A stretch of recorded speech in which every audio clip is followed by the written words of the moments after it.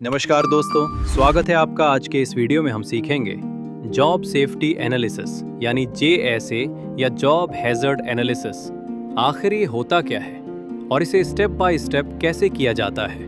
अगर आप एक सेफ्टी ऑफिसर, इंजीनियर, सुपरवाइजर या स्टूडेंट हैं तो ये वीडियो आपके लिए बहुत ही ज़्यादा काम का है। तो चलिए शुरू करते हैं। ग्रीन पार्ट 1, JSA क्या है।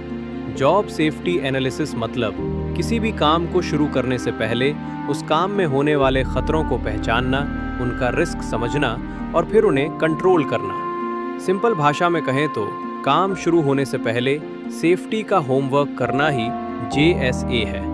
JSA का मकसद है एक्सीडेंट रोकना, अनसेफ कंडीशन खत्म करना, वर्कर्स को सेफ रखना और लीगल कंप्लायंस मेंटेन करना। पार्ट 2, JSA कब करना चाहिए।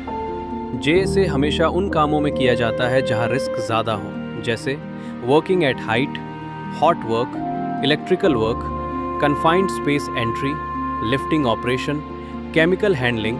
और हाँ, अगर कोई नया काम शुरू हो रहा है या कोई नया वर्कर ज्वाइन करता है तो JSA और भी ज़रूरी हो जाता है। ग्रीन पार्ट 3, JSA करने के लिए किन किन लोगों की ज़रूरत होती है। JSA कभी अकेले नहीं किया जाता, ये टीम वर्क है।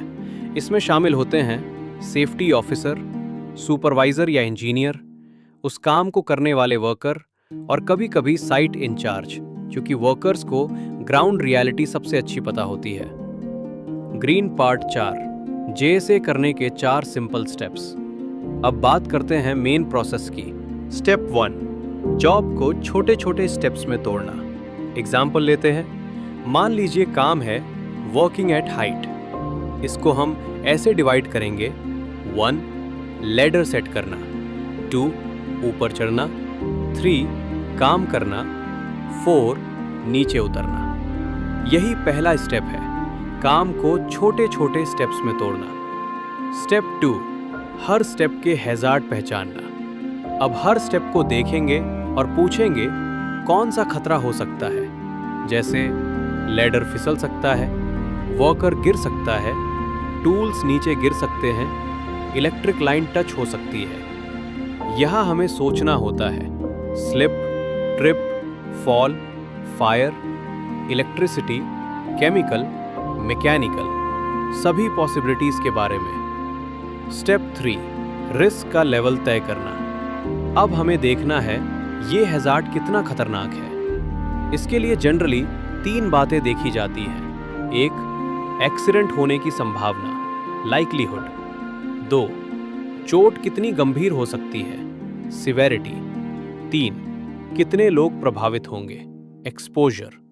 इन्हीं के आधार पर रिस्क डिसाइड होता है। Green low, yellow medium, red high. High risk is equal to immediate control जरूरी। Step 4, control measures.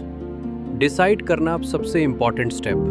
हैजर्ड को कंट्रोल कैसे करेंगे, यही सेफ्टी ऑफिसर की असली रोल शुरू होती है। कंट्रोल्स इस तरह डिसाइड किए जाते हैं। एलिमिनेशन, खतरा ही खत्म कर दो। सब्स्टिट्यूशन, सेफ मेथड यूज करो।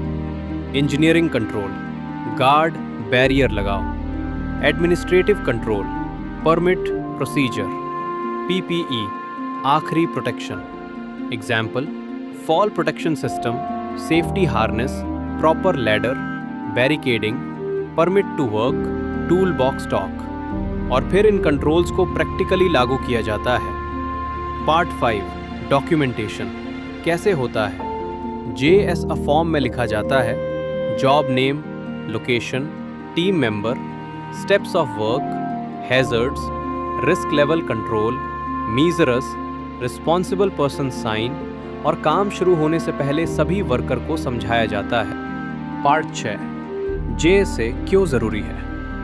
क्योंकि JSA से एक्सीडेंट कम होते हैं, अनसेफ बिहेवियर रुकता है, वर्कर्स अलर्ट रहते हैं, कंपनी को लीगल सेफ्टी मिलता है, प्रोडक्टिविटी भी बढ़ती है।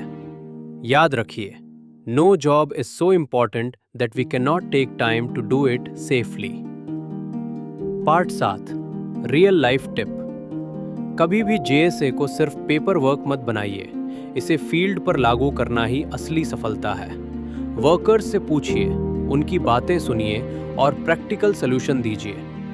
अगर आपको जॉब सेफ्टी एनालिसिस का ये step by step guide useful लगा हो तो वीडियो को लाइक करें, कमेंट करें और चैनल को ज़रूर सब्सक्राइब करें ताकि ऐसे ही मीनिंगफुल और प्रैक्टिकल सेफ्टी वीडियो आप तक पहुंचते रहें। धन्यवाद। सेफ रहें, स्वस्थ रहें।